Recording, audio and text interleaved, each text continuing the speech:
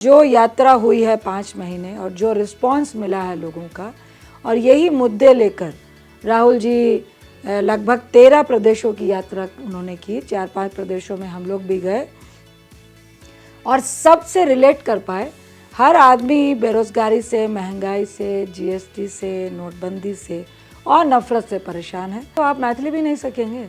तो अब मेरा ससुराल में मैं अपने अनमैरिड टाइम से ज़्यादा रह गई, तो वहाँ की भाषा सीखनी तो बनती है। और मैंने सीखी नहीं, बोलते बोलते आ गई। 2024 आवे वाला है, 2025 आवे वाला है। एकरा खातिर हाँ कांग्रेस पार्टी के की सजेशन देवे के कि बिहार में कांग्रेस जे है वो उठान पर है, लगातार यात्रा चल रहा है, तो ओकरा केना देखे छी अहाँ? तो बहुत लंबा क्वेश्चन पूछ लिए। और ये बिहार किस तरह से पार्टी के हमरा सबके लाना चाहिए, तो ये तो पार्टी डिसाइड करते हैं। लेकिन ये हम देख रहे छिए कि जिस दिन भी कांग्रेस चाह लेते कि अभियो हम सब मजबूत कर रहे छिए वहाँ पे, लेकिन निश्चित तौर से अभी आगे अगर हम फ्यूचर देख रहे छिए तो बहुत स्कोप है।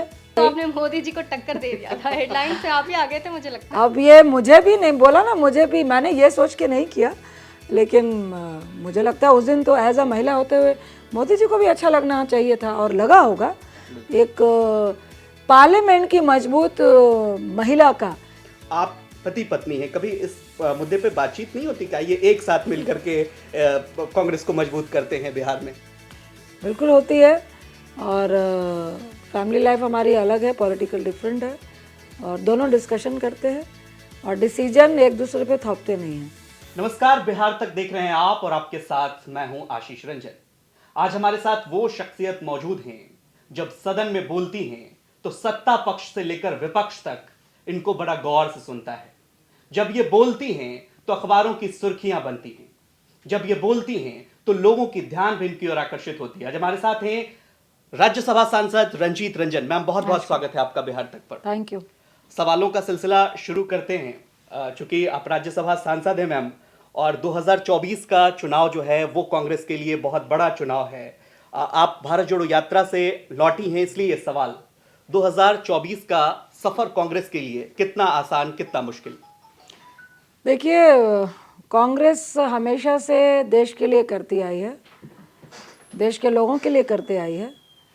कांग्रेस के लिए क्या होगा उससे ज़्यादा हम कंसर्न है कि इस देश से महंगाई, बेरोज़गारी, जो भाजपा की फेलियर नीतियां हैं, उससे लोगों को निजात मिले। और जो यात्रा हुई है 5 महीने और जो रिस्पांस मिला है लोगों का, और यही मुद्दे लेकर राहुल जी लगभग 13 प्रदेशों की यात्रा उन्होंने की। 4-5 प्रदेशों में हम लोग भी गए और सबसे रिलेट कर पाए। हर आदमी बेरोजगारी से, महंगाई से, जीएसटी से, नोटबंदी से और नफरत से परेशान है। तो मुझे लगता है कि 2024 निर्णायक होगा इन मुद्दों को, कि जो लोगों की नाराज़गी है वो निकल कर आएगी। सफ़र की बात कर लेते हैं, चूँकि कम वक्त है। रीवा में आप पैदा हुई, पली बढ़ी आप, पंजाब में पढ़ाई भी हुई, पटना में भी पढ़ाई हुई। ये सफ़र वहाँ से बिहार से आप फिर सांसद बनी, फिर छत्तीसगढ़ से राज्यसभा सांसद। ये सफ़र मतलब कैसा रहा अब तक का? मुझे अपनी डेस्टिनी पे गर्व होता है कि कहाँ पेरेंट्स जम्मू कश्मीर को बिलोंग करने वाले, फिर पंजाब आए। मैं कुछ टाइम पंजाब में कॉलेज में थी, कुछ टाइम पटना में थी, वहाँ भी टेनिस सीखा। पंजाब में मेरे मेन कोच थे, वहाँ सीखा। और जब बिहार में शादी हुई तो पहले बिहार मेरी कंस्टिट्यूंसी थी और रहते हम लोग दिल्ली में हैं, और पेरेंट्स पंजाब में हैं तो वहाँ भी जाना होता है। और अब मुझे छत्तीसगढ़ भेज दिया गया, तो सडनली मुझे वहाँ के सीएम साहब हमारे बघेल जी ने कहा कि अरे तुम तो लोकल हो, क्योंकि मेरा बर्थ प्लेस रीवा है, जो मध्य प्रदेश जब छत्तीसगढ़ अलग नहीं हुआ था। तो मुझे प्राउड फील होता है कि मैं देश के कई कोनों से जुड़ी हुई हूँ। कैसे मैनेज करती हैं? जैसे पंजाब जाती होंगी, वहाँ पंजाबी बोलना पड़ता होगा। बिहार जाती हैं आप सुपौल जहाँ से, तो कुछ मैथिली टच आता होगा। तो इस सब से मैनेज हो जाता है मैम? देखिए, मैनेज वो करते हैं जब वो दिल नहीं मिलाते हैं। अगर आपका दिल मिला है तो मैनेज ही मैनेज है। पंजाबी घर में थी, हिंदी हम पेरेंट्स से पंजाबी में बात करते थे, भाई बहन हिंदी में बात करते थे।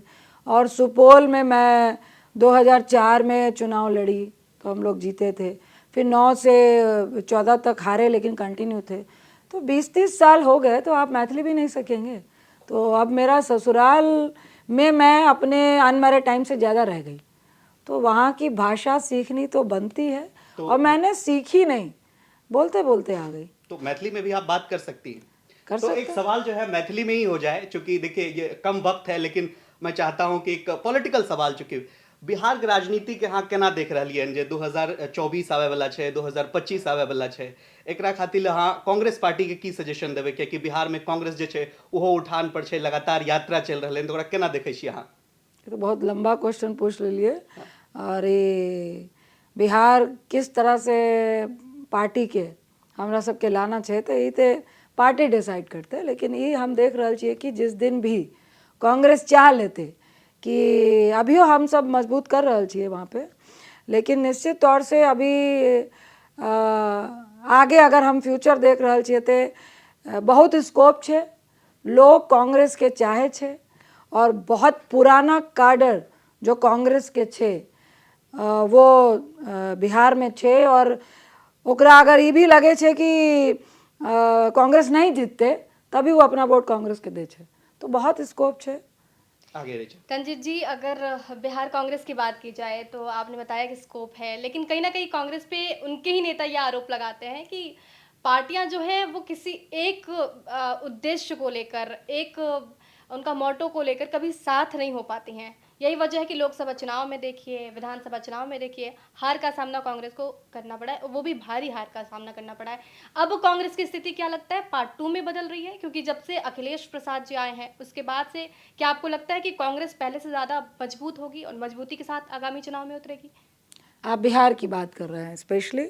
मैं कहूँगी निश्चित तौर से कोई भी पार्टी ये नहीं चाहेगी कि उनकी पार्टी कमज़ोर हो।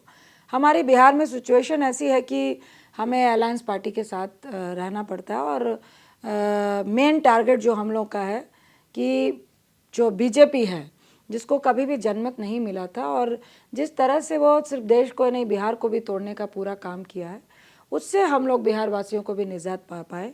और जो अभी अखिलेश जी अध्यक्ष बनकर आए हैं, वो अपना पार्टी को मजबूत करने के लिए मजबूती से काम कर रहे हैं। देखिए, इलेक्शन का सिनेरियो डिफरेंट होता है। अभी जो सिनेरियो है उसमें हम लोग अलायंस के साथी हैं और निश्चित तौर से जो रीजनल पार्टी हैं वो अभी के सिनेरियो में हमसे काफ़ी मजबूत है, तो इसमें कहने में हम लोग को कोई गुरेज नहीं है। लेकिन अंदर ही अंदर हम चाहते हैं कि हमारी पार्टी मजबूत हो, हमारा बेस बने। जो है भी हम जितना निकल कर जाएंगे और लोगों को कम्युनिकेट कर पाएंगे, तो निश्चित तौर से कांग्रेस आने वाले कल के लिए बिहार वाले चाहते हैं कि कांग्रेस मजबूत हो। लेकिन यहाँ पे देखिए चैलेंजेस तो दोनों के साथ है। अगर मैं सेंट्रल लेवल पे बात करूँ तो अब क्योंकि मिशन 2024 काफ़ी नज़दीक है और ऐसे में सबको एकजुट लाना, विपक्षी एकता कहीं ना कहीं दिख नहीं रही है, क्योंकि राहुल गांधी जी अपनी यात्रा कर रहे हैं। बिहार में देखिए जो अलग पार्टियां हैं वो अपनी अलग यात्रा कर रही हैं, केसीआर अलग ही राग अलापते नजर आ रहे हैं। तो इसमें आपको नहीं लगता बहुत मुश्किल है एकजुट करना, और जब तक एकजुट नहीं होंगे मिशन क्लियर नहीं होगा? नहीं, मैं आपकी बात से अग्री नहीं करती हूँ। अभी जो हम लोग सेशन चल रहा था और बजट सेशन है ये, इसमें पूरा विपक्ष एक है, लोकसभा में भी राज्यसभा में भी। जो आपके अभी हिडनबर्ग की रिपोर्ट आई, जो अडानी स्कैम निकल कर आया है, जितने भी इशू हम लोगों ने लिए, डेली अपोजिशन के साथ मीटिंग हो रही है, जो हमारे राष्ट्रीय अध्यक्ष खड़गे साहब है डेली मीटिंग ले रहे हैं, आज भी हुई, और पूरा विपक्ष एक साथ खड़ा है। मैं बिल्कुल ये बात बीजेपी बदनाम करने के लिए बार बार ये कहलवाती है, लेकिन हर रीजनल पार्टी का अपना स्टेट में एक पॉलिटिक्स होती है, जो वो एक अपने रीजनल स्टेटस को और अपनी पार्टी की मजबूती के लिए वो अपना एक एजेंडा लेके चलते हैं। लेकिन वास्ट लेवल में देखेंगे और 2024 का सिनेरियो देखेंगे तो 2-3 पार्टी को छोड़ दे तो अभी तक हम लोग सब एक साथ है। और अभी वक्त है, जो आप जिनकी बीआरएस की, जो आप टीआरएस से बीआरएस हो गए, जिनकी आप बातें कर भी रहे हैं, वो भी हमें पूरा विश्वास है कि साथ में आएंगे। अभी वक्त है और सब अपना अपना देख रहे हैं कि किस ढंग से हम लोग को 2024 की लड़ाई लड़नी है। मुझे लगता है वक्त आने पे हम सब एकजुट होंगे। रंजीत रंजन का कई पक्ष है, इनके किरदार में कई पक्ष उभर कर आते हैं ऋचा, तो चूंकि वक्त की कमी है इसलिए वो सवाल, मैम वो किस्सा क्या था जब आप एकदम हार्ले डेविडसन पे चढ़ के सदन पहुंची थी और अखबार की सुर्खियां बन गई थी, वो तस्वीरें लोगों के जहन में अभी भी जिंदा, जब भी रंजीत रंजन का लोग चेहरा देखते हैं, वो हार्ले डेविडसन पर सवार रंजीत रंजन को देखना चाहते हैं? देखिए, मेरा कोई मकसद ये नहीं, मकसद या इतना मैंने एक्सपेक्ट भी नहीं किया था कि इतनी सुर्खियां मिलेंगी। उस दिन 8 मार्च था, वुमेन्स डे था, तो हम लोगों ने सोचा कि चलो महिलाओं की मजबूती दिखाते हैं।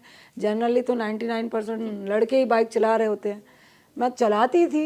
मैंने कहा चलो ये पार्लियामेंट में भी दिखा देते हैं कि आज हम लोग अपने मूड से जाते हैं कि एक महिला सिर्फ पॉलिटिशियन नहीं है और हम लोग भी बाइक चलाते हैं और हमें भी खुश रहने का और अपनी मर्जी से कुछ ऐसा करने का जो मेरा मन करता है। तो बस यूं ही चले गए और इतनी लेकिन उस सुर्खियां दिन तो गई। आपने मोदी जी को टक्कर दे दिया था, हेडलाइन पे आप ही आ गए थे मुझे लगता है। अब ये मुझे भी नहीं बोला ना, मुझे भी, मैंने ये सोच के नहीं किया, लेकिन मुझे लगता है उस दिन तो एज अ महिला होते हुए मोदी जी को भी अच्छा लगना चाहिए था और लगा होगा। एक पार्लियामेंट की मजबूत महिला का एक परसेप्शन न्यूज़पेपर नहीं दिखाया और इलेक्ट्रॉनिक मीडिया ने दिखाया। मुझे न्यूयॉर्क से भी आया फ़ोन, लंदन से भी आया। तो मुझे लगता है कि ये हम सबके लिए, मेरे लिए गर्व की बात है कि एक महिला को आपने इतने पॉजिटिव वे में और इतनी मजबूती से दिखाया, जो हम हैं जनरली हम दिखाते नहीं हैं। तो उस दिन मैंने थोड़ा सा अपना एक वो साइड दिखाया जो मैं हूँ और लोगों ने पसंद किया। ठीक है, आखिरी सवाल ऋचा पूछ लेंगे, लेकिन मैं अपना सवाल एंड करता हूं। क्योंकि बिहार पॉलिटिक्स की बात चली है, पप्पू यादव इसी न्यूज रूम में बैठे हुए थे, उनसे जब सवाल पूछा गया तो उनका वैचारिक जुड़ाव कहीं ना कहीं कांग्रेस से दिखता है। तो जब आप पति पत्नी, चूंकि आपकी लव स्टोरी है, मैंने पहले ही कहा कि ऋचा उस पर सवाल करेंगी आपसे, लेकिन जो वैचारिक पक्ष की बात है, पप्पू यादव भी खुद को कांग्रेस से जोड़ के देखते हैं, आप पति पत्नी हैं, कभी इस मुद्दे पे बातचीत नहीं होती क्या ये एक साथ मिलकर के कांग्रेस को मजबूत करते हैं बिहार में? बिल्कुल होती है और फैमिली लाइफ हमारी अलग है, पॉलिटिकल डिफरेंट है और दोनों डिस्कशन करते हैं और डिसीजन एक दूसरे पे थोपते नहीं हैं। उनको जो पसंद है वो करते हैं, मुझे जो पसंद है वो करते हैं। नहीं, अभी तो बिहार राजनीति के रॉबिन हुड कहे जाते हैं वो, और लगातार लगे हुए हैं। कोरोना काल में उनकी कई तस्वीरें देखी जिस तरीके से, तो मतलब आपको नहीं लगता कि अगर वो इस तरफ आकर के कुछ बात करते तो और ज्यादा बेहतर होता उनके राजनीतिक? मैं आपको मीडियोकर के रूप में रखूंगी। हम लोग भी चाहते हैं कि एक मजबूत व्यक्ति, एक मजबूत नेता बिहार का कांग्रेस की स्ट्रेंथ बने, लेकिन ये उन पे भी डिपेंड करता है कि वो कैसा सोचते हैं। लोकतांत्रिक परिवार है। लोकतांत्रिक परिवार है और वैसे आप कहेंगे तो हमारी आइडियोलॉजी तो सेम है। और जब अभी हम लोग इलेक्शन लड़े तो अलायंस के साथ लड़े, वो भी सेकुलर पे बिलीव करते हैं, हमारी पार्टी भी सेकुलर पे बिलीव करती है। तो आइडियोलॉजी तो सेम है, लेकिन चलने का तरीका थोड़ा अलग है। वो थोड़े स्वतंत्र विचार के हैं और जब किसी के लिए कुछ करना है तो वो आउट ऑफ द वे भी उनको जाना पड़े, अपनी जान का खतरा लगाना पड़े तो लगा लेते हैं। तो हम लोगों को तो वैसे व्यक्ति चाहिए। तो आपने पप्पू ऑफर यादव ये इंटरव्यू जरूर देखेंगे, तो मैम ऑफर कर रही हैं कि आप कांग्रेस में आ सकते हैं। मतलब रंजीत रंजन का ऑफर पप्पू यादव के लिए है वैलेंटाइन वीक पे। अगला बहुत बड़ा गिफ्ट होगा मुझे लगता है पप्पू यादव। अगला सवाल ऋचा। बिल्कुल, क्योंकि वैलेंटाइन वीक चल रहा है और पप्पू यादव और आपकी जोड़ी बहुत ही फेमस है और सब जानना चाहते हैं कि शुरुआत कैसे हुई। हालांकि जानते भी हैं कई लोग, लेकिन मैं आपसे जानना चाहती हूँ क्योंकि मैं कई बार से ये सोच रही थी कि आप जिस दिन मिले वो लव स्टोरी ज़रूर जानूंगी, और आज आप पकड़ी गई हैं तो आप बच नहीं पाएंगी अभी मुझे लगता है। तो मैं जानना चाहूँगी कि आपका सफ़र कैसा रहा, जो पहली मुलाकात है उसका जेल कनेक्शन क्या रहा? देखिए, वो शायद मीशा के तहत, उस तब तो मैं पॉलिटिक्स में बहुत ज़्यादा इंटरेस्टेड नहीं थी, टेनिस खेलती थी, स्पोर्ट्स पर्सन थी और ये बिल्कुल धुरंधर पॉलिटिशियन थे। तो बाद में मैंने पूछा था अच्छा आप जेल क्यों गए थे, कौन सा इशू था? तो वो पॉलिटिकल इशू था। तो एक्चुअली मेरे भाई का दोस्त के फादर इंस्पेक्टर थे, तो वो लोग वहीं पे ग्राउंड में क्रिकेट विकेट खेलते थे, तो वहाँ से पहचान हुई होगी और फिर उन्होंने धीरे धीरे नंबर वंबर लिया और फिर उनके पास मेरी, शायद मैं टेनिस खेलती थी तो मेरी तस्वीर चली गई होगी, तो वहीं से शुरू हुआ। बहुत लंबी स्टोरी है वो। तो उस समय आप पत्र वत्र लिखती थी या फिर? नहीं, हम लोगों ने पत्र कोई नहीं लिखा और उस टाइम तक टेलीफोन तो आ चुके थे और उन्होंने मेरे घर का लैंडलाइन नंबर किसी तरह हासिल कर लिया था और उनको पता चल गया था कि इस टाइम पे मैं ही रिसीव करती हूँ।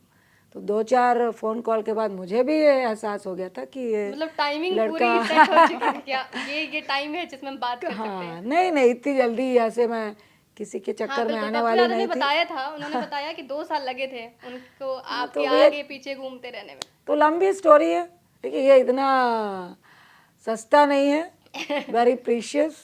ये एकदम से मैं आपको बता दूं कि क्या प्रपोज किया, क्या किया, इट्स वेरी पर्सनल। और ये बहुत सी चीज़ें होती हैं जो आदमी सहेज के रखता है, तो इतने सस्ते से नहीं बता सकते। कोई बात नहीं, गिफ्ट तो बता सकते हो ना, आपको क्या गिफ्ट दिया था उन्होंने पहला, क्योंकि वो तो याद वाली चीजें हमेशा याद रहती तो याद वाली चीज़ें यादों में रहती है, विल डिस्कस। हैं। चलिए, ठीक है, तो कई पक्ष हैं, तमाम पक्षों पे हमने कोशिश की, चूंकि वक्त की कमी थी, और राजनीति का जो पक्ष है उस पर भी हमने बातचीत करने की कोशिश की। ये इंटरव्यू आपको कैसा लगा हमें ज़रूर बताइएगा, और बिहार की तमाम खबरों के लिए आप देखते रहिए सिर्फ और सिर्फ बिहार तक। नमस्कार।